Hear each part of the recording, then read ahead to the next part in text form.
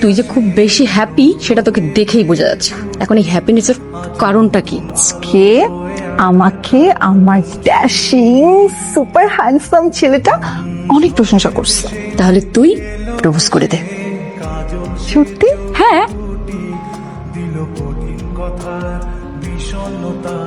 এই ছেলেটা আবার ড্রপ দিল। আবার মানে গতকালে ড্রপ দিছে। স্টুপিড। আজকে ম্যাম তো তোর ভালোই অনেক প্রশংসা করছে। ঠিকই কইছস, ঝামেলা আছে।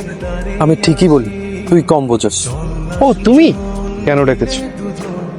অ্যাকচুয়ালি ইম্পর্টেন্ট একটা কথা। জানি যে কথাটি বলার জন্য এত চেষ্টা, এত অপেক্ষা। শোনো, যেটা বলবে ভেবে চিনতে বলবে। এনিওয়ে বিয়ের দাওয়াত দিতে আসছি। বিয়ে? শেষ পর্যন্ত বিয়ে? আমি জানি কার সাথে হচ্ছে। ও বাইন্ডের পোলা যে তোমাকে নামাই দিয়ে যায় আবার উঠাই নিয়ে যায়। শোনো, বারবার অপেক্ষা করছি কিন্তু সুন্দর কোনো আনসার পাইনি।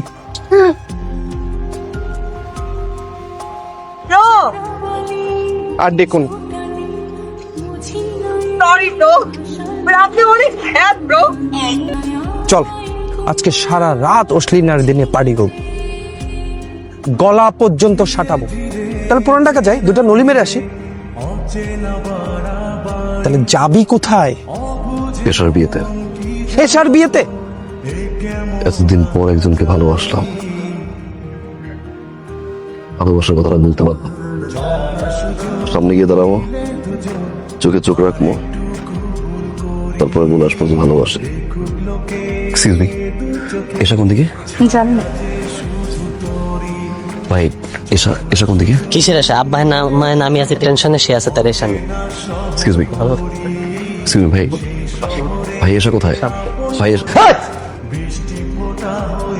বারবার বলতেছেন এসা কোথায়, এসা কোথায়, এসা কোথায়? আরে এসা, আমি তোমায় কল দিচ্ছি, টেক্সট করছি। এসা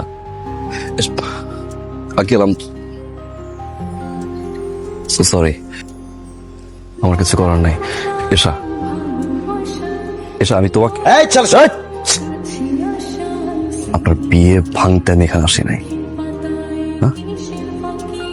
So you please shut your mouth off.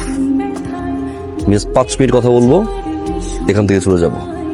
5 মিনিটে একটা কথা বলবেন না আপনি। সরি, কিন্তু আমার কিছু করার ছিল না। আমি তোমাকে ভালোবাসি। I love you, এসা।